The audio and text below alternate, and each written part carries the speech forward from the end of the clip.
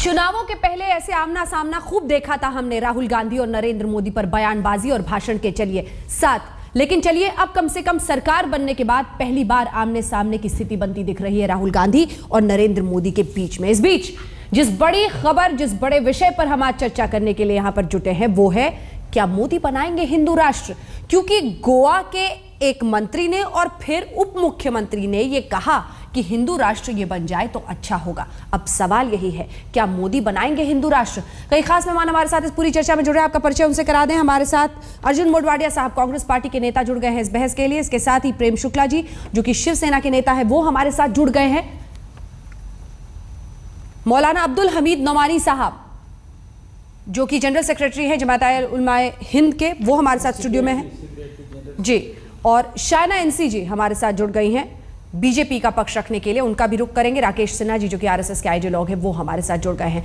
लेकिन सबसे पहले प्रेम शुक्ला जी, जरा आपके पास पहुंचते हुए, ये तो खैर बाद में आपसे पूछेंगे कि हिंदू राष्ट्र बन जाएगा तो इस देश के गरीबों का पेट क्या उससे भर जाएगा, लेकिन उससे पहले आपसे मेरा एक सीधा सवाल यह है कि हिंदू राष्ट्र बनाने की जो ये कल्पना आप लोग कर रहे हैं, इसके पीछे मकसद क्या है? जी, दरअसल सर्वोच्च न्यायालय के न्यायमूर्ति जस्टिस JS वर्मा ने हिंदू और हिंदुत्व की जो व्याख्या की है, उन्होंने स्पष्ट कहा है कि हिंदू जो है वो कोई धर्म नहीं है, कोई पंथ नहीं है, बल्कि हिंदुस्तान में रहने वाली आबादी की जीवन पद्धति है। और ये कॉन्स्टिट्यूशनल बेंच का ऑर्डर है, मनोहर जोशी वर्सेस नितिन भाऊराव पाटिल के मामले में बहुत साफ सा आदेश है। हाँ। और इसी आधार पर ये देश जो है हिंदुओं का देश है, उसमें कोई मुसलमान कोई अलग नहीं है, ईसाई कोई अलग नहीं है, एक जीवन पद्धति है। उस जीवन पद्धति को मानने वाले जो सारे लोग हैं वो हिंदू हैं और ये हिंदू राष्ट्र है। और ये हिंदू राष्ट्र के रूप में निश्चित तौर पर इसका उन्नयन होगा।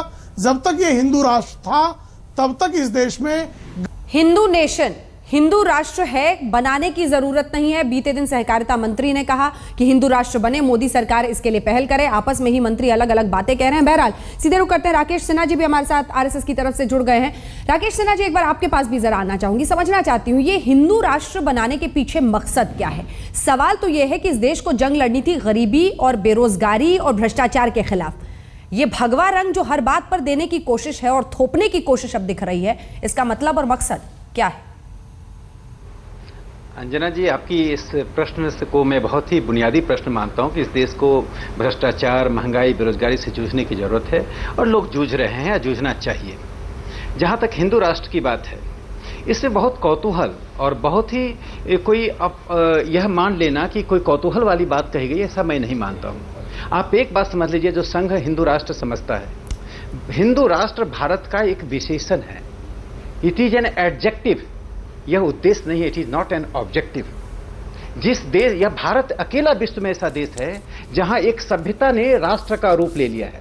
उस सभ्यता और राष्ट्र को रेखांकित करने का जो सर्वोत्तम शब्द है, जो मीनिंगफुल, उद्देश्यपूर्ण शब्द है, वह है हिंदू राष्ट्र। इसलिए हिंदू राष्ट्र में कोई भय होना या हिंदू राष्ट्र में कोई एक्सक्लूजन होने की बात नहीं है। इसका एक उदाहरण दूंगा। यह हिंदू राष्ट्र क्या है? जिस हिंदू राष्ट्र में विश्व का सबसे दूसरा पुराना मस्जिद चेरामन मस्क केरल में है, मक्का मस्जिद के बाद दूसरा विश्व का पुराना मस्जिद हिंदू राष्ट्र में है। कहने का तात्पर्य, कहने की आवश्यकता है इसलिए नहीं मैं समझता था कि ऐसे डिबेट की बहुत आवश्यकता इसलिए नहीं है कि इस देश में सांस्कृतिक जो पक्ष है उसको दबा दिया गया है। इसी कारण से लगता है हिंदू राष्ट्र का मतलब एक थियोक्रेटिक। ये जो सांस्कृतिक शब्द का उपयोग आप बहुत करते हैं राकेश जी, और वैसा ही रंग देने की कोशिश होती है। मेरा सवाल बहुत सीधा है, पाकिस्तान की हालत देख रहे हैं आप, मुस्लिम कंट्री है, वहां पर हिंदुओं और ईसाइयों के साथ क्या व्यवहार होता है? सवाल यह है कि इसी देश में क्या अन्य मजहब के लोग अजनबी जैसा नहीं महसूस करेंगे जब आप ये शब्द थोपेंगे? ये सवाल के साथ आपके पास लौटूंगी, लेकिन एक बार मौलाना साहब आपका रुख मैं करना चाहती हूं। ये जो दलील दी जा रही है, ये जो बात कही जा रही है कि जीने का ढंग है हिंदुत्व, ठीक है, ये इसलिए हिंदू राष्ट्र। जो JS वर्मा साहब ने जो निर्णय दिया था, हाँ, वो मैंने पढ़ा है।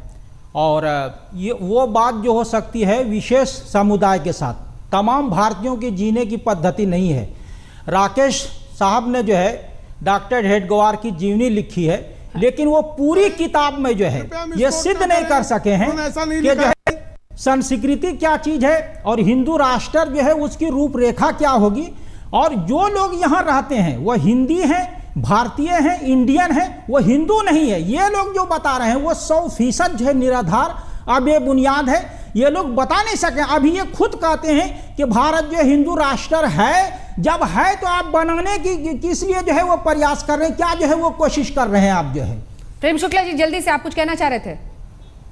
प्रेम शुक्ला साहब को खुद जो है हिंदू राष्ट्र की जो है धारणा और जो परिभाषा और जो है उसकी परिधि और सीमा के बारे में मालूम नहीं है। वो तो उन्होंने ये कहा कि निकल गए, लेकिन बताएं कि हिंदू राष्ट्र कैसा होगा और उसमें कौन कौन लोग रहेंगे, क्या मतलब है इसका, जो हिंदू पद्धति का जो है मतलब क्या है, वो हमको जो है और आप मात्र जो है धर्म ग्रंथ संविधान है, तो आप कैसे जो है हिंदू राष्ट्र बनाएंगे। मनुस्मृति सभ्यता को रक्त रंजित किया, वो हमको कृपया सहिष्णुता का पाठ न पढ़ाएं। आप बताइए ना आधार क्या है आपके पास। शोर मचाने से थोड़े हो जाएगा। आधार क्या है, वेद है, मनुस्मृति है, या जो है वो किसकी सोच जो है वो आधार बनाएंगे आप हिंदू राष्ट्र के लिए। क्या ये संविधान किनारे लगा देंगे आप? वही हिंदू संस्कृति है। ये पूछते हैं आपके पास कौन सा आधार है? बांग देने और चिल्लाने के अलावा क्या आधार है आपके पास? नहीं, संविधान बदलेंगे आप, क्या करेंगे प्रेम शुक्ला साहब? संविधान बदलने की आवश्यकता नहीं है। इस देश में हिंदू जीवन पद्धति को जो आप कट्टरपंथ को प्रमोट कर रहे हैं सेकुलरवाद के नाम पर, उस कट्टरपंथ को नष्ट करने की हिंदू जीवन पद्धति है क्या चीज बताइए ना आप।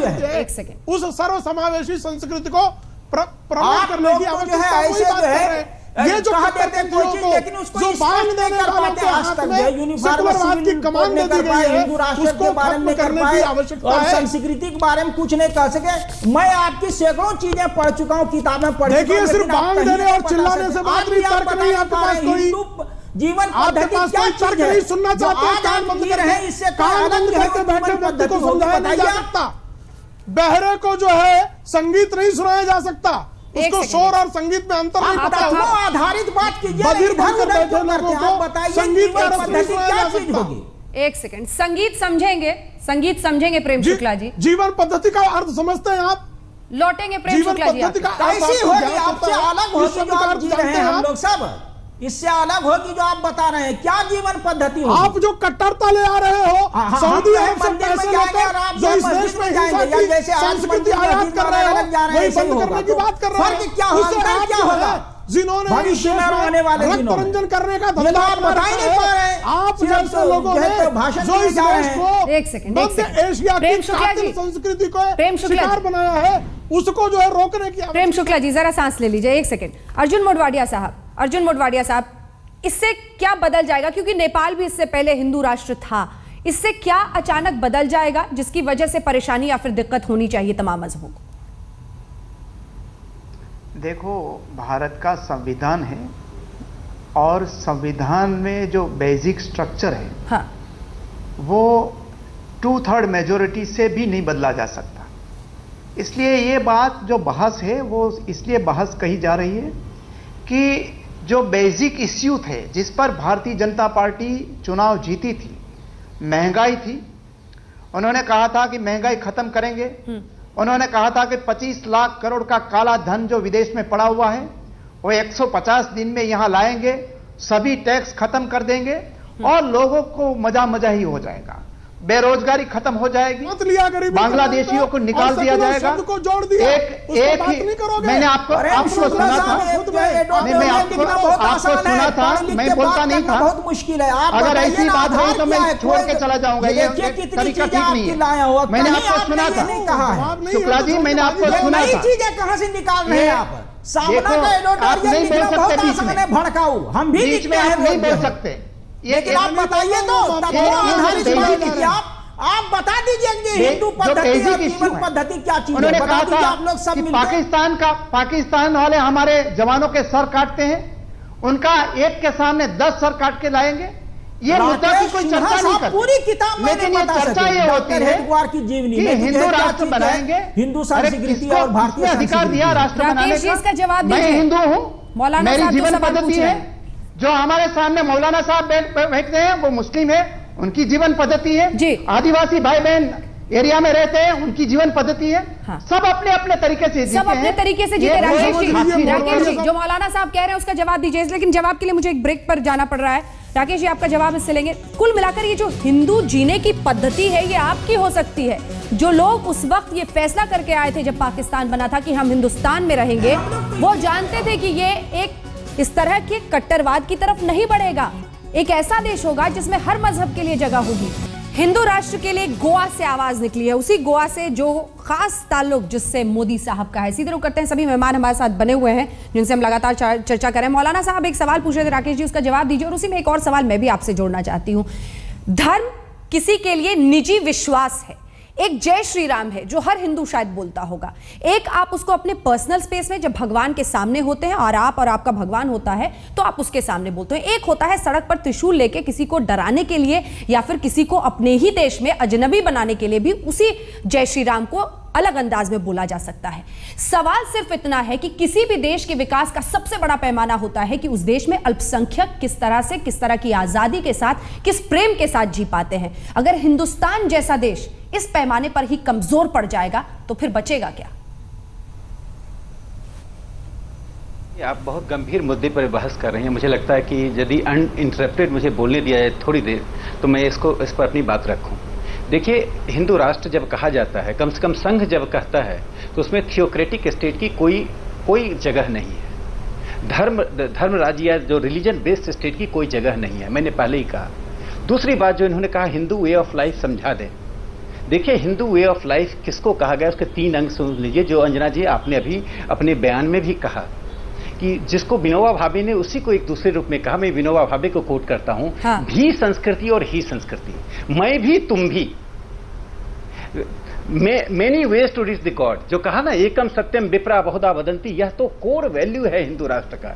एक ही सत्य को विद्वान अलग अलग तरह से बोलते हैं और अलग अलग पूजा पद्धतियां होती हैं। भविष्य में आने वाले पूजा पद्धति और भगवान का भी हम स्वागत करते हैं, भविष्य में आने वाले संप्रदायों की भी संभावनाओं से हम इंकार नहीं करते हैं। लेकिन जब यह कहा जाता मैं ही एक, इसके अलावा दूसरा रास्ता नहीं है, तो राष्ट्र सब एक कंटेंट धर्म आता का है, तब कैसे हो सकता रिकंसिलिएशन है? आता है। अरे राकेश जी, राष्ट्र एक धर्म का कैसे हो सकता है?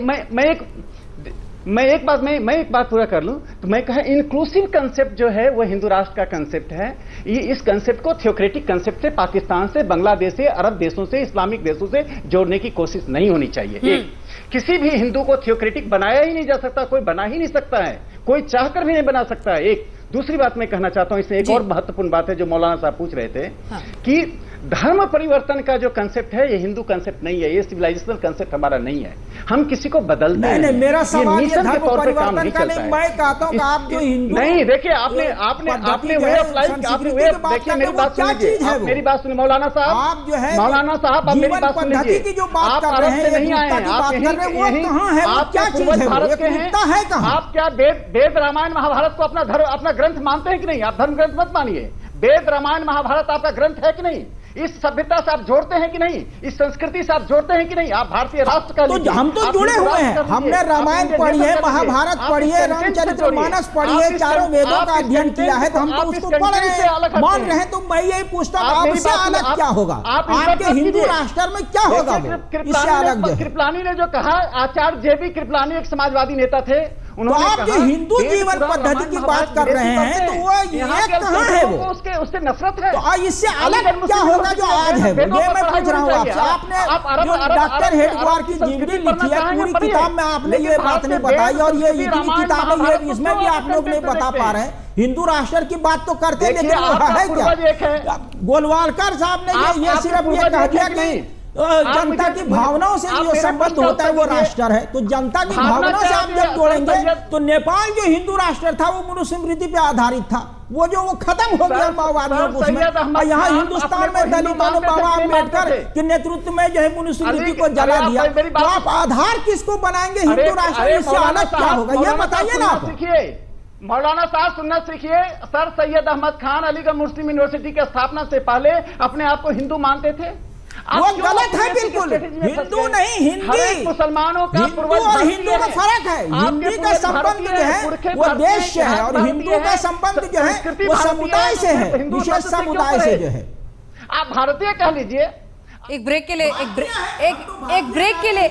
एक ब्रेक के लिए मुझे मजबूरन रुकना पड़ रहा है। बहुत अहम मकाम पर ये बहस है। एक ब्रेक के लिए रुक रहे हैं। सभी के लिए यही सवाल है, पूरा देश किसी एक धर्म का कैसे हो सकता है और हिंदू राष्ट्र कर देने से क्या बदल जाएगा? हिंदू पद्धति ही सभी अपनाएं, ऐसा हम कैसे कह सकते हैं?